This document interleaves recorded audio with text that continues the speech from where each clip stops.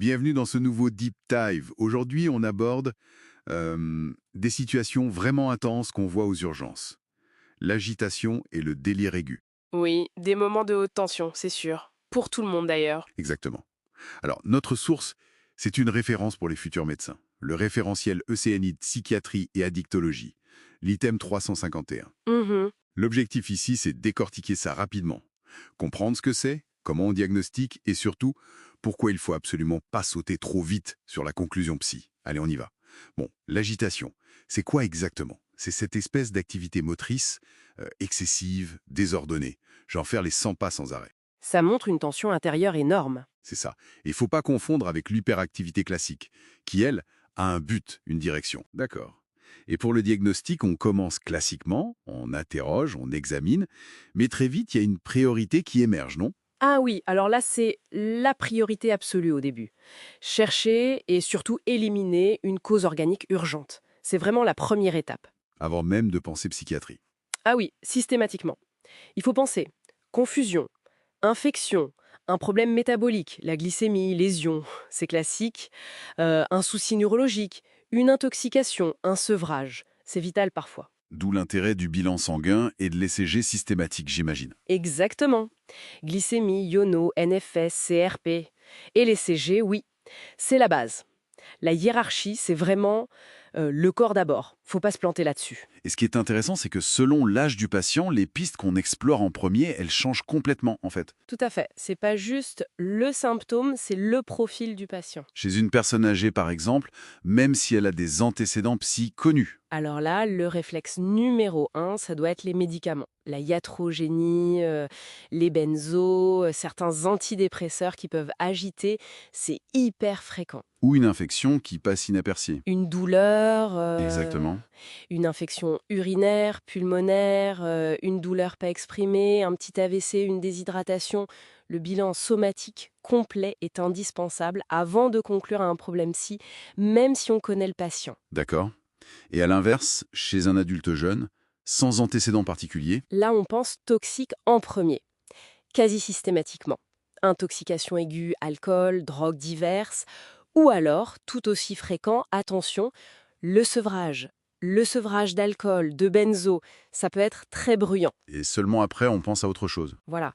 Après, on élimine les autres causes organiques, métaboliques, infectieuses, neuro, et bien après, seulement on peut commencer à se dire « Ah, bon, est-ce que ça pourrait être une attaque de panique ?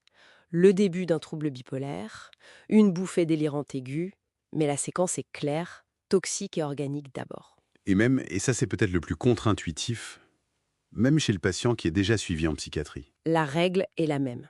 C'est un piège classique de dire « Ah, c'est sa maladie qui revient ». Non, Ça peut être un effet secondaire de son traitement psy. absolument. Ou un virage maniaque à cause d'un antidépresseur par exemple, ou un syndrome sérotoninergique qui est une urgence médicale grave, ou juste une autre maladie intercurrente, rien à voir. Donc, conclure à la décompensation habituelle, c'est risqué. En gros, le diagnostic psy pour une agitation aux urgences, C'est souvent un diagnostic d'élimination, oui. Une présentation très psy peut cacher une urgence vitale. Faut rester vigilant. d'accord. Et cette même logique, cette priorité à l'organique, elle s'applique aussi si le tableau est plus dominé par des idées bizarres, un délire aigu. Le patient qui est persuadé qu'on lui veut du mal ou qu'il a des pouvoirs, et ça date de quelques jours. Exactement la même démarche, oui. Un délire aigu, on dit aigu si ça date de moins d'un mois, en gros, ça impose la même chasse aux causes non psychiatriques. C'est-à-dire, Médicaments encore, les corticoïdes, certains traitements pour Parkinson, les toxiques, cannabis stimulant, le sevrage toujours, alcool, benzo, une cause neuro, épilepsie temporale, une tumeur, une infection, une méningoencéphalite, une cause métabolique, la liste est longue. donc on analyse le délire, ses thèmes, comment il s'est construit, tout ça, Oui, bien sûr, on regarde le contenu oré, persécution, grandeur, mysticisme, les mécanismes. Est-ce qu'il interprète tout de travers? Est-ce qu'il a des hallucinations? Est-ce que c'est cohérent ou complètement éclaté? À quel point il y croit? L'impact émotionnel. Mais la priorité diagnostique reste la même, éliminer l'organique. et les troubles psychotiques brefs, les épisodes maniaques avec délire. Ça vient après. Une fois qu'on a un bilan somatique, neurologique et toxicologique qui est négatif, ou en tout cas qui n'explique pas tout, Bon, très clair. Et pendant qu'on fait toute cette recherche de cause, sur le moment, comment on gère le patient? Il peut être très angoissé, voire dangereux. Alors, l'objectif est double. Calmer, apaiser pour assurer la sécurité de tout le monde, patient compris, et en même temps continuer l'enquête diagnostique. L'hospitalisation est quasi toujours nécessaire, au moins pour un temps d'observation et de bilan. Et la première approche, c'est quoi alors? C'est l'approche relationnelle. Toujours. Essayez de parler, de créer un contact, même minime. Utilisez un ton calme, rassurant. C'est une obligation d'essayer, et parfois ça suffit à faire redescendre la pression. Et si ça ne suffit pas? La contention. Alors, la contention, que ce soit physique ou chimique avec des médicaments, c'est vraiment le dernier recours. Quand il y a un danger immédiat, imminent, pour le patient ou pour les autres, et que tout le reste a échoué. Et si on y a recours, c'est très encadré. Prescription médicale, durée limitée, surveillance rapprochée, réévaluation constante. C'est une mesure d'exception, pas une solution de facilité. D'accord. Et pour la sédation, la contention chimique, quels médicaments on utilise? L'idée, c'est d'apaiser sans assommer complètement. On veut pouvoir continuer à évaluer le patient.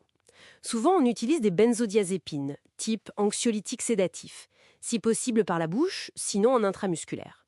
Et les antipsychotiques? Ça peut être une option, surtout s'il y a un délire ou une agitation très intense, mais attention, il faut impérativement un ECG avant à cause du risque cardiaque, l'allongement du QT. C'est pas anodin. Et toujours la dose minimale, j'imagine. Oui, toujours la dose minimale efficace, surtout chez la personne âgée qui est très sensible. Et si possible, un seul médicament à la fois, pour éviter les interactions et mieux voir ce qui marche. Le traitement de fond, celui qui traite la cause, ça viendra après, quand le diagnostic sera plus clair. Donc, si on devait résumer le message clé de tout ça, face à une agitation, face à un délire aigu, Le réflexe absolu, c'est stop. Quelle urgence médicale, toxique ou médicamenteuse pourrait se cacher derrière? pensez somatique d'abord. Adapter les pistes selon l'âge, le contexte. Et seulement après, envisager la psychiatrie. Exactement. Et ça soulève une vraie question pour la pratique. Dans le rush des urgences avec la pression, comment on s'assure que cette démarche rigoureuse, cette priorité au somatique, elle soit vraiment appliquée systématiquement par toutes les équipes? Bonne question. C'est un défi permanent. Ça touche à l'organisation des soins, à la formation continue, au soutien qu'on apporte aux équipes qui sont en première ligne face à ces situations hyper complexes. Une vraie réflexion à avoir.